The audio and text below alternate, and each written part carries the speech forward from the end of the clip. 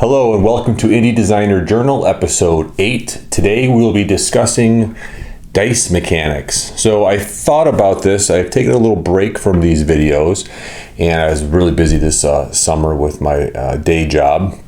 I am a commercial plumber, for those of you who do not know, when I'm not managing Gray Gnome Games.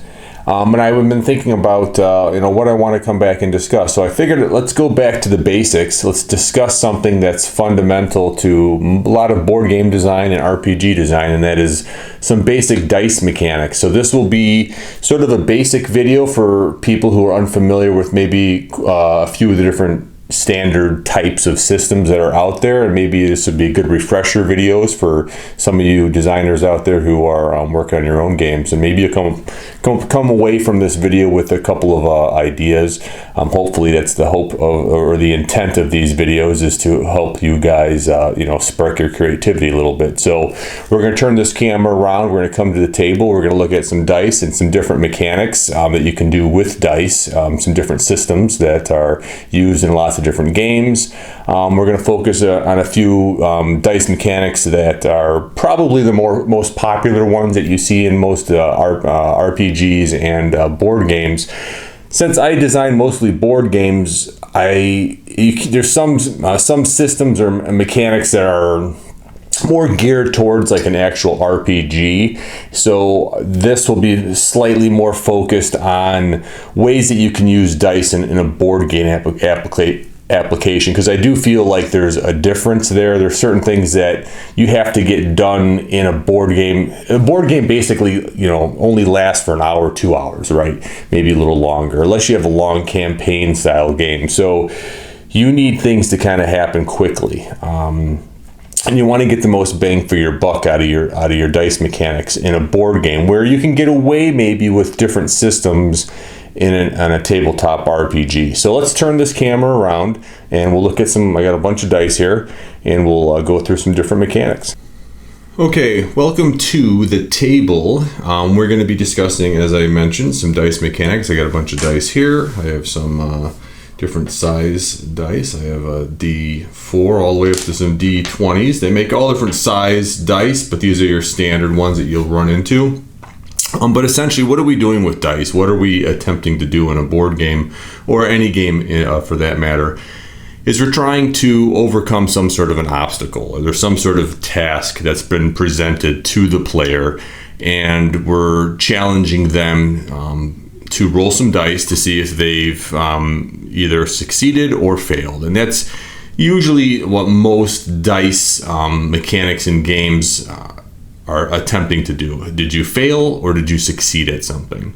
Now, there's a lot of different games there's games where you do dice placement, where you'll roll dice and you have to put them in certain spots, and more of a puzzle type situation. But for the sake of this video, we're going to be focusing strictly on trying to roll some dice and see if we succeed at something. And we're going to look at some different mechanics and different ways we can use dice to do just that. So let's look at probably, I don't know if it's the most common, but it's very common, and that is what is considered the roll under mechanic. So roll under would be, you have a character, and let's say that that character has a strength of 3, and you're trying to lift a boulder that's on top of a trap door to free a prisoner or something along that lines. Now, roll under would have you roll a dice, and you would have to roll a certain number or less. Now, usually in most games, or not most games, but games that utilize this mechanic, what they'll do is they'll refer to the ability that is being challenged. So in order to lift this boulder, we're going to be challenging our character's strength. So we indicated our character's strength is 3. So in order to be successful, we're going to roll a single 6-sided die in this example, and I could do anything. You could have strength of 7, and the system could be rolling 12-sided dice, or it could be anything you want it to be. But for the sake of this discussion, we're just going to say single 6-sided dice. We need to roll our strength score or less. So we need to roll our target number or less. So we'll roll our dice. We rolled a 6, and we were successful at lifting the rock. So that's maybe the simplest way that a dice can be used in a game. Now you could have a whole mess of different attributes: strength, dexterity, wisdom, intelligence, basically all the classic ones that come from Dungeons and Dragons, where a lot of these mechanics originated. But there's so many different systems, like I mentioned, that we're going to get into that sort of go different routes with figuring out how to do this. Now, what you just noticed there is I rolled a single dice. Now, that's considered a static die roll, meaning that the chances of rolling a 1 and the chances of rolling a 6 are the same. They're 1 out of 6. Now that's true in D20 systems where you're trying to roll a certain number or above. Now that's the other type. There's a lot of systems that are you have to roll a certain number or higher. Now for that situation, there's a lot of different systems, but one might just be the D20 system where you have to roll, let's say we have to roll a 15 or higher to be successful at whatever it is we're doing. Maybe we're trying to hit a goblin. And for some reason, we're not very good at it, and maybe the goblin's very fast, and we need to roll a 15 or higher. So now we're rolling a dice, and we're trying to roll the target number or higher. So let's try that. And I rolled a 20, which in Dungeons and Dragons would be a critical. And we won't get into all that, but we were successful. So there's different ways of being successful. Had we rolled below that number, we would have failed. Now, beyond that, those are probably the two biggest systems, the most utilized ones, the roll under or roll over. Now, they can both be used in board games, but for my personal taste, I like a roll under system. Now, there's going to be probably a ton of debate in the comments on this, but I think in a board game where you're likely going to play the game once, you're not going to be playing the game multiple times, unless you have some sort of campaign setting where you're building a character and you're carrying that character on to more and more and more quests. But even in those cases, I think in a board game situation, a roll under system works pretty well, where you just need certain numbers that you have to roll that would be, like I said, like whatever your abilities they'd be attached to. So your strength, your agility, or whatever, grit, whatever type of ability you want to use. You could have different characters have different numbers. They could all be relatively lower numbers, and you can make the system quite simple. And I think that's the aim, especially for me as a designer for board games. I want simplicity over complexity. Now, a complex system might be a better system, but I think when you're trying to have a player finish a game in an hour or less, you want things to be quick. And sometimes the best systems might be too crunchy and take up too much time. So to have a simple system where you have 5 or 6 different stats for each character, and you pick your character in the beginning based on those stats. Oh, this character will be fun. He's really smart, but he's kind of slow, and he's got some deficiencies, or he's got some things that he's really good at, or she, or whatever.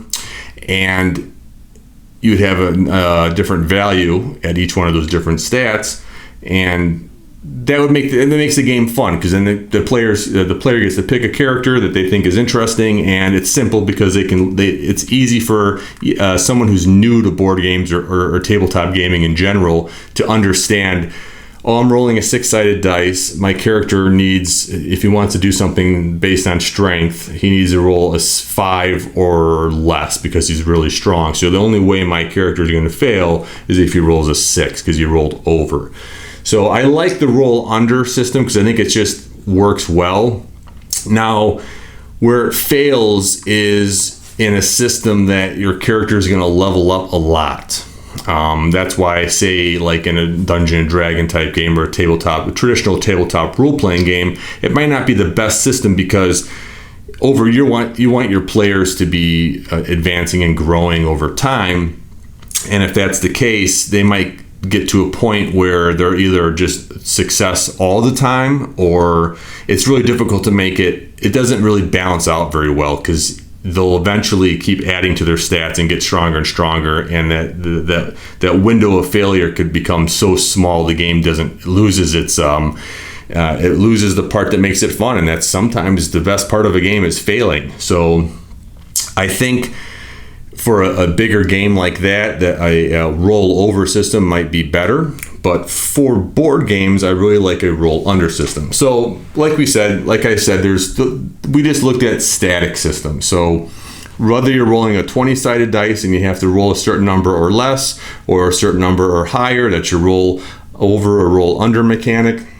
Doesn't matter what dice you're rolling. If it's a single dice, it's a static system because the chances of rolling an 8 is the same as the chances of rolling a 20. Now, as a game designer, I typically don't like that. I like bell curves. I like where it's more difficult to roll certain things than it is to roll other things. So the most common, probably the most common example of this is 3d6, which is used in Dungeons and Dragons and other systems as well, or it could be 2 dice. Well, we can just do 2 dice for this example, where when you roll 2 dice, the result of when you add them together is going to be, it's going to create a bell curve, meaning that rolling a low, what's the lowest you could roll with 2 6-sided dice would be rolling 2 1s. So how often can you roll 2 1s? It only can happen one time. There's only one way it can happen. That's you roll a 1 on both dice. So rolling a 2 can only happen one time. Now the same can be said for rolling a 6 on both dice. That's going to give you your highest number, which would be 12. How often is that going to happen? One time. How many different possible dice rolls are there with 2 6-sided dice? 36. So that's 6 times 6. So 1 out of 36 chance of getting a 12, which would be, let's say in the case of our game, would be very successful, and rolling 2 1s, which and for the case of our game would be really bad, is very, very small chances of rolling those extremes. Now, rolling something in the middle, this is where the bell curve is created. The middle number is a 7. Rolling a 7 is going to be the most common outcome because there's multiple ways of rolling a 7. You could roll a 4 with this dice and a 3 with this dice, but also you could roll a 3 with this dice and a 4 with this dice.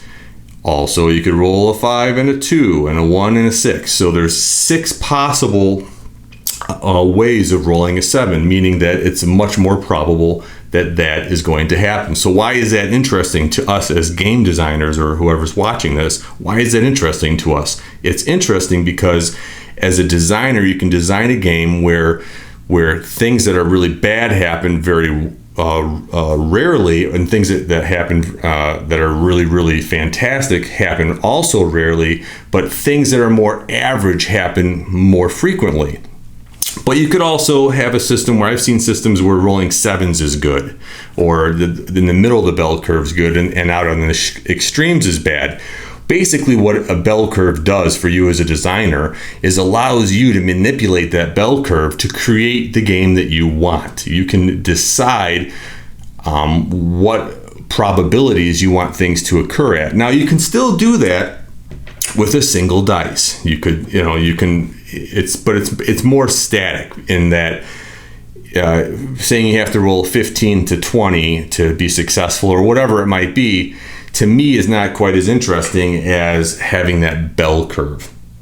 Now, the more dice you add to that bell curve, obviously the more peak that bell curve is going to have. So rolling 5 dice, I don't know the math on rolling 5 dice. I'm well versed in rolling 2 6-sided dice, not so much rolling 5. But we can all agree that rolling 5 dice and getting all 1s would be extremely difficult, which would give us a sum of 5 if we were going to add all our dice together.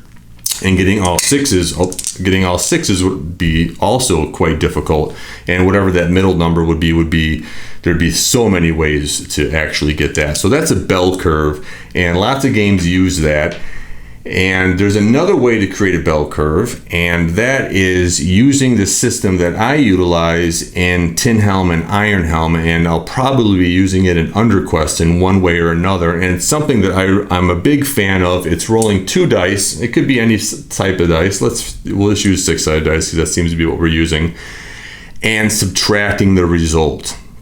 That creates a different type of bell curve. So if we roll these 2 dice and I get a 1 and a 6, and we subtract the results, what do we get? We get 5. So looking at these 2 dice, we know that the highest outcome we could possibly get in this type of system would be a 5. But how often are we going to get that 5? Very rarely, because it's only 2 times it can happen. It's if we roll a 1 with this dice and a 6 with this dice, or we roll a 6 with this dice and a 1 with this dice. So there's only 2 ways that you can possibly roll a 5. Now, on the flip side, rolling a 1 is a lot more common. So this creates a different type of bell curve. When you add the dice together, you create an actual bell, where the extremes are rare and the common are in the middle, or the number in the middle. Where with this system, the low number is common because it's a lot easier to roll a 5 and a 4 and a 2 and a 3. There's lots of different ways, different dice that you can roll that's going to end up with the result of a 1 by subtracting them. Meaning that 1's going to happen a lot, 2 is going to happen not quite as much, 3 is going to be rare, 4 is going to be rare, and 5 is going to be the rarest. Why I like that system is you can do a lot with that as a designer, because you can have things that you want to happen very infrequently. You have control over it. And a lot of people, when I say people, I mean players who are playing your games, don't like it when it's just roll the dice and see what happens. If you have a way as a designer to actually put some sort of control, or at least control the probability a little bit, you limit that feeling that the player might get of, oh, well, I rolled bad dice. They're still rolling dice, don't get me wrong, but at least you have some control over the probability. Where if I have an enemy and I want the enemy to do a devastating attack that will really, really mess up a character, I don't want that to happen frequently because I'm not that much of a jerk. So I will set that to happen only when the outcome is a 5. Right? Because I know that's going to be extremely rare that the player is going to actually roll these 2 dice. So I have some control as a designer as to how often that, or the frequency in which that will happen. Now, I'm talking a lot about combat because a lot of my games involve around combat, but this can be utilized in any type of game where you want players to have some sort of random occurrence occur, but you want to have some control over exactly how good or bad the outcome of that dice roll is. If you have a player roll a 6-sided dice and say 1, this happens, 2, this happens, 3, this happens, blah, blah, blah. We see that a lot in a lot of games. The problem with that is it's just, you roll the dice and anything can happen. You, as the designer, have very little control over it. Now, one way to mitigate that is to say, roll a single 6-sided dice. If you roll a 1, this will happen. If you roll a 2 and a 3, this will happen. Or if you roll a 4, 5, or 6, this will happen. So now you're kind of getting some control over the probability. But I really like the idea of rolling either 2 dice and adding them, or rolling 2 dice and subtracting them, because as a player, I think there's something exciting about rolling more than just 1 dice. That's what it gets down to. So we covered a lot. I want to touch on one more dice mechanic, and I know there's a lot that I haven't touched. Actually, there's 2 more I'm going to go into. Really quickly, I'll talk about percentile dice, because this is brought up in a lot of different games. I think Dungeons & Dragons use it. I haven't played D&D in a very long time, so I might not be too well versed in it, but I did play a lot of Warhammer Fantasy Roleplay growing up, 1st edition. especially, and it uses a percentile system. So does D100, obviously. And what that does basically says is your character has a strength or whatever it might be of a percentage of 1 to 100. So say 40, or say 45%. And you roll two 10-sided dice, and one will represent the tens place and one will represent the ones place. So I'm sorry, I did that backwards. This would be the tens place, this would be the ones place. So most sets of dice that you get like this will have tens on one and single on the other. So all you basically do is you roll the two dice, and this would be 20 and 27. So let's say the game that we're designing is roll under, so we have to roll under our 45 strength in order to see if we can bash through a door. So we'd have to roll these two dice, and I rolled a 61, so I went over my strength, so I failed. So that's percentile dice. It's very common. It's used in a lot of stuff. I like it. I think it's just, again, this is great for a system that you're going to be building a character over time, because this is what's nice about this is you can slowly build up that character strength. Though he's at 45, he went up a level, now he's 46, so that character can slowly grow over time. Where in a board game or a card game like I'm designing, I'm not planning on a player having a character for too long. So for me, I can eliminate this system. If I wanted something like this, I could just use a single 10-sided dice and say my character strength is 40 and I have to roll under 40. I was successful. My strength is 4. I need to roll under 4, and I rolled a 3, so I was successful. So you can just sort of strip it down to 1 through 10 if you wanted to do it that way. So that's that. Last thing we're going to talk about really quickly is dice pool system. So let me take a quick little break. We'll come back, we'll talk about dice pool systems, and then we'll finish up. Okay, sorry about that. I had to get something to drink there. My throat was getting a little bit dry. So the last system I want to talk about is dice pool systems. I'm trying to keep these videos a little bit shorter. I'm already going over where I wanted to be, but talking about dice, I kind of lose my mind a little bit. So dice pool systems are quite simple. There's lots of different ways to utilize them, but for the sake of what we've been discussing, let's just say that our character has a strength of 3 and we need to lift a rock again. So in a dice pool system, there's a lot of different ways it can work, but a simple way would be you roll a number of dice equal to whatever stat it is that you're testing. So we're testing strength, so we'll roll 3 dice because we have 3 strength. And often in a dice pool system, you will be trying to hit a specific side of the dice. So that's one of the common methods for a dice pool system. So in this scenario, we're going to say we need a 6. If we get a 6, we're successful. It's all we need is 1 6. And because our character has 3 strength, he has a decent chance or a decent probability of rolling at least 1 6. So let's see if that happens. And we got 2 6s, so we were successful. Now, some games would say that since you rolled 2, you were extremely successful. And if you're playing like a tabletop role-playing game, the dungeon master or the game master might have something extraordinarily, something greater occur because of your double success. So there's a lot of cool things you can do with a system like this. You could also have 1s be some sort of blunder or failure. I'm not a big fan of that necessarily, because I think in systems like this, if you're rolling more dice, the chances of rolling 1s is going to be higher. So it makes less sense to me that a character that's rolling 5 dice because they're really good at a certain thing is going to have more chances of failing at it. So I don't like that necessarily. But I do like the simple dice pool mechanic where you get to roll a number of dice based on some sort of criteria, whether it's a statistic that's being challenged or whatever it might be, or a certain weapon that you're wielding will allow you to roll a certain number of dice, and you're looking for a success. You're looking for these 6s or whatever it might be. Now, another dice pool system would be the same thing, that you just get to roll X number of dice based on a character's stat. So again, let's say our strength is 3, we're trying to lift a boulder, but instead of rolling these dice and simply looking for a 6, we're going to add all the dice together and we're going to try to hit a certain target number. What's nice about that is you, as the designer, you have control over the difficulty of a task. So instead of just saying, oh, you just need a 6 and you're successful at it, well, that maybe doesn't make a lot of sense. Maybe this boulder that you're lifting, or this door you're bashing, or this whatever you're trying to do with your strength is even greater. So you might say, well, the target number to lift this stone is 15.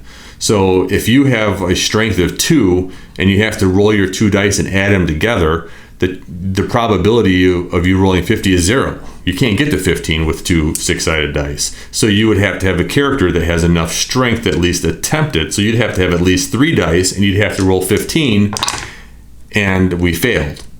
So that's fun, or a good system, because you can control the difficulty of whatever task is being presented to the player, meaning that they're going to want to attempt to do whatever they can to alter their dice. If there's potions they can drink, or special items or skills that they can use.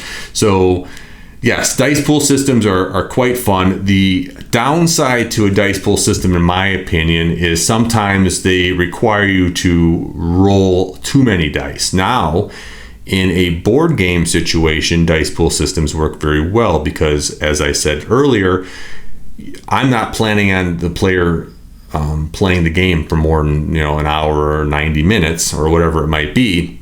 So I don't have to worry about them necessarily building up their character to the point where they have so much strength that they're throwing 6 or 7 or 8 dice and they're adding numbers or whatever the system might be. It could become a lot to let's say you're rolling too many dice, it becomes too complicated. But I think in a board game, it works pretty well because you can limit that. You can say, well, your character starts with 3 strength and you could potentially get to 4 by the end of the game, or maybe 5. So you're really limiting the number of dice, and I think that's important. So this has been just a brief summary. We went on for about 25 minutes, I believe. Discussing dice. Like I said up in the beginning of the video, please leave comments below. I'm sure I missed some very common dice systems, and maybe I was a little confusing in some of my wording. So if you have any questions or comments, please leave them below. And if you have a dice system that you would like me to discuss, or a dice system that you think I would be interested in, please comment below and I will definitely look into that. So thank you very much. As always, I hope that this video was helpful to you. If there's any dice mechanics that I didn't cover that you would like me to look into, please leave a comment below and I will definitely respond to those comments. Please like and subscribe. The more likes I get on this, the more I can understand what content people are interested in. I've been getting some pretty good feedback. I've been getting a lot of comments, which is great. So there's been a lot of interaction, and I think that's fantastic. So please continue to do that. And like I said, leave a comment below if there's a dice mechanic you think that I might have missed, or if there's one that you really like that I mentioned, or just anything to do with dice mechanics, essentially, and I will respond to your comment. Thank you.